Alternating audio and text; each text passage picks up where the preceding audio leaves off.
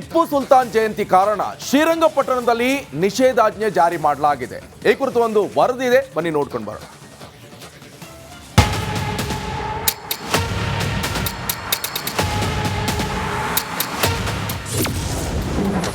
ಇಂದು ಟಿಪ್ಪು ಜಯಂತಿ ಆಚರಣೆಗೆ ಸಿದ್ಧತೆ ಹಿನ್ನೆಲೆ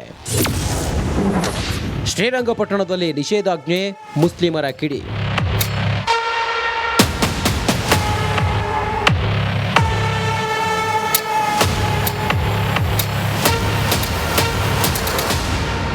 ಇಂದು ಟಿಪ್ಪು ಜಯಂತಿ ಹಿನ್ನೆಲೆಯಲ್ಲಿ ಮುನ್ನೆಚ್ಚರಿಕೆ ಕ್ರಮವಾಗಿ ಶ್ರೀರಂಗಪಟ್ಟಣದಲ್ಲಿ ನಿಷೇಧಾಜ್ಞೆ ಜಾರಿಗೊಳಿಸಲಾಗಿದೆ.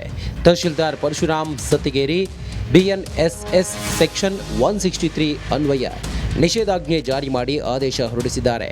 ಆದರೆ ಇದಕ್ಕೆ ಕೆಲ ಮುಸ್ಲಿಮರು ರಾಜ್ಯ ಸರ್ಕಾರದ ವಿರುದ್ಧ ಆಕ್ರೋಶ ಹೊರಹಾಕಿದ್ದು, ನಿಷೇಧಾಜ್ಞೆ ಜಾರಿ ಮಾಡುವ ಮೂಲಕ ಕಾಂಗ್ರೆಸ್ ಸರ್ಕಾರ ಮತ್ತೊಮ್ಮೆ ಮುಸ್ಲಿಂ ಹಾಗೂ ಟಿಪ್ಪು ವಿರೋಧಿ ಎಂಬುದನ್ನು ಸಾಬೀತುಪಡಿಸಿದೆ ಎಂದು ಕಿಡಿಕಾರಿದ್ದಾರೆ.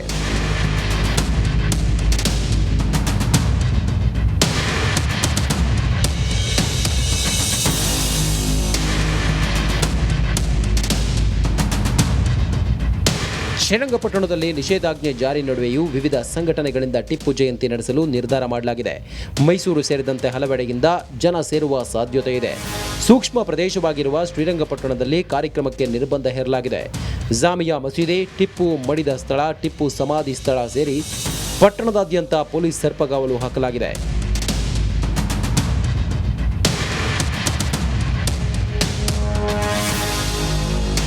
ಹೀಗಾಗಿ ಮುಂಜಾಗ್ರತಾ ಕ್ರಮವಾಗಿ ನಿಷೇಧಾಜ್ಞೆ ಜಾರಿ ಮಾಡಲಾಗಿದೆ. ಇಂದು ಬೆಳಿಗ್ಗೆ 6 ಗಂಟೆಯಿಂದ ರಾತ್ರಿ 11ರವರೆಗೆ ನಿಷೇಧಾಜ್ಞೆ ಇದ್ದು, ಮೆರವಣಿಗೆ, ಪ್ರತಿಭಟನೆ, ರ್ಯಾಲಿಗಳಿಗೆ ನಿರ್ಬಂಧ ಹೇರಲಾಗಿದೆ. ಬ್ಯಾನರ್, ಬಂಟಿಂಗ್ಸ್, ಧ್ವನಿವರ್ಧಕ, ಪಟಾಕಿ, ಡಿಜೆ ಬಳಕೆಗೂ ನಿಷೇಧಾಜ್ಞೆವಿದೆ. ಘೋಷಣೆ ಕೂಗದಂತೆ, ಪ್ರಚೋದನಕಾರಿ ಚಿತ್ರವಿರುವ ಟಿ ಶರ್ಟ್ ಧರಿಸದಂತೆಯೂ ಆದೇಶಿಸಲಾಗಿದೆ.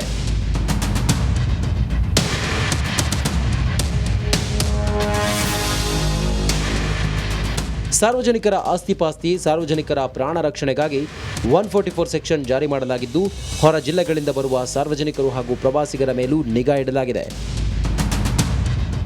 ಆನಂದ್, ರಿಪಬ್ಲಿಕ್ ಕನ್ನಡ, ಮಂಡ್ಯ.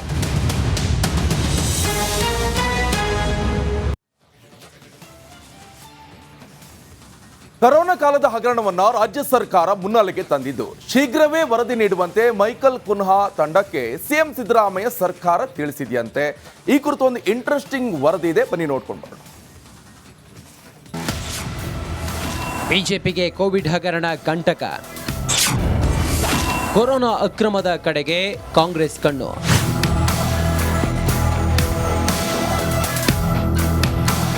ಕೋವಿಡ್ ಸಮಯದಲ್ಲಿ ನಡೆದಿದೆ ಎನ್ನಲಾದ ಅಕ್ರಮದ ವಿಚಾರವಾಗಿ ಮಾಜಿ ಸಿಎಂ ಯಡಿಯೂರಪ್ಪ ಹಾಗೂ ಮಾಜಿ ಸಚಿವ ಶ್ರೀರಾಮುಲು ವಿರುದ್ಧ ಪ್ರಾಸಿಕ್ಯೂಷನ್ ಅಸ್ತ್ರ ಪ್ರಯೋಗಿಸಲು ರಾಜ್ಯ ಸರ್ಕಾರ ತಯಾರಿ ನಡೆಸಿದೆ.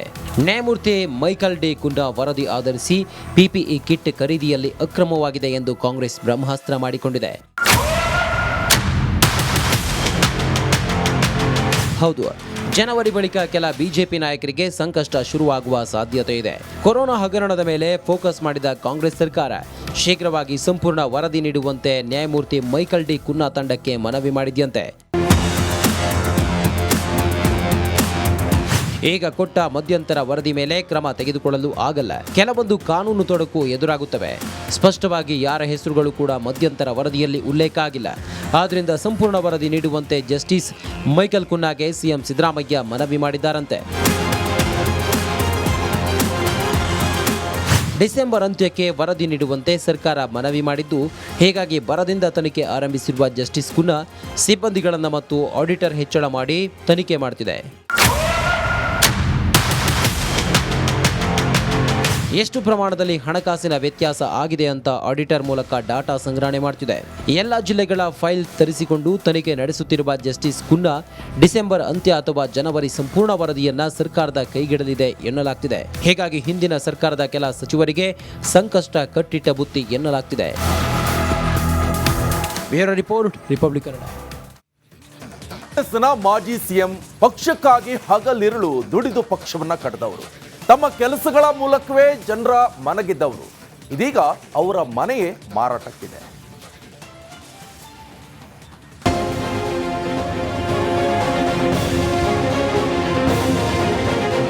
ಎಸ್ ನಿಜಲಿಂಗಪ್ಪ, ಕರ್ನಾಟಕ ರತ್ನ.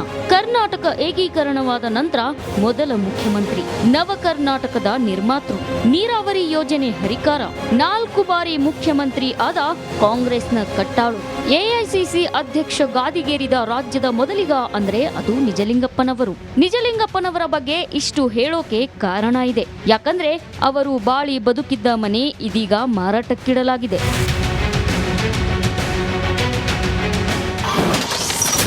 ಎಸ್, ನಿಜಲಿಂಗಪ್ಪ ಮನೆ ಮಾರಾಟಕ್ಕೆ. ಮನೆ ಖರೀದಿಸಲು ಸರ್ಕಾರ ಹಿಂದೇಟು. ಈ ಮನೆ ಚಿತ್ರದುರ್ಗದ ವೈಟ್ ಹೌಸ್ ಎಂದೇ ಫೇಮಸ್ಸು. ಮಾಜಿ ಸಿಎಂ ನಿಜಲಿಂಗಪ್ಪನವರ ಇದೇ ಮನೆಯನ್ನ ಮಾರಾಟಕ್ಕಿದೆ ಎಂದು ಪುತ್ರ ಎಸ್ಎನ್ ಕಿರಣ್ ಶಂಕರ್ ಜಾಹೀರಾತು ಹೊರಡಿಸಿದ್ದಾರೆ.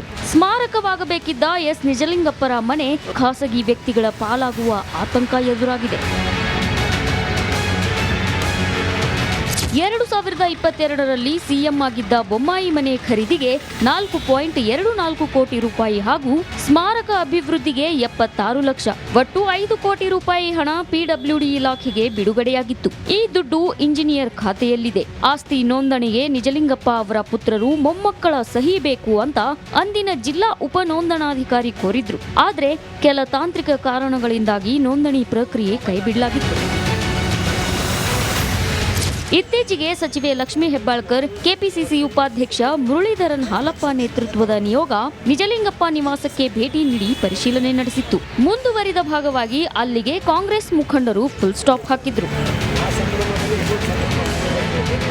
ಇದೀಗ ಮಾಜಿ ಸಿಎಂ ಪುತ್ರ ಸರ್ಕಾರ ಅಧಿಕಾರಿಗಳ ಈ ವರ್ತನೆಗೆ ರೋಸಿ 117x130 ಅಡಿ ವಿಸ್ತೀರ್ಣದ ಮನೆ ಮಾರಾಟಕ್ಕಿದೆ ಎಂದು ಜಾಹೀರಾತು ಹೊರಡಿಸಿದ್ದಾರೆ. ಏನೇ ಆಗ್ಲಿ, ಅಧಿಕಾರದಲ್ಲಿದ್ರೂ ಕಾಂಗ್ರೆಸ್ ಪಕ್ಷ ಕಟ್ಟಿದ ಹಿರಿಯ ನಾಯಕನನ್ನೇ ಕಡೆಗಣಿಸಿರೋದು ವಿಪರ್ಯಾಸವೇ ಸರಿ. Veeresh V Challakere, Republic Kannada, Chitradurga. ಅದು ಕುಡಿಯುವ ನೀರಿಗಾಗಿ ಬಯಲುಸೀಮೆ ಜಿಲ್ಲೆಯಲ್ಲಿ ನಿರ್ಮಾಣ ಮಾಡಿದ ಮೊದಲ ಜಲಾಶಯ. ಈ ಜಲಾಶಯದಿಂದ ಪಟ್ಟಣಕ್ಕೆ ಪೂರೈಕೆ ಆಗ್ತಾ ಇರುವಂತಹ ನೀರು ಸದ್ಯ ಕಂದು ಬಣ್ಣಕ್ಕೆ ಬದಲಾಗಿದೆ. ಇದು ಈಗ ಜನರಲ್ಲಿ ಆತಂಕಕ್ಕೆ ಮನೆ ಮಾಡಿದೆ. ಬನ್ನಿ, ಆ ಬಗ್ಗೆ ಒಂದು ರಿಪೋರ್ಟ್ ಇದೆ, ನೋಡ್ಕೊಂಡು ಬರೋಣ.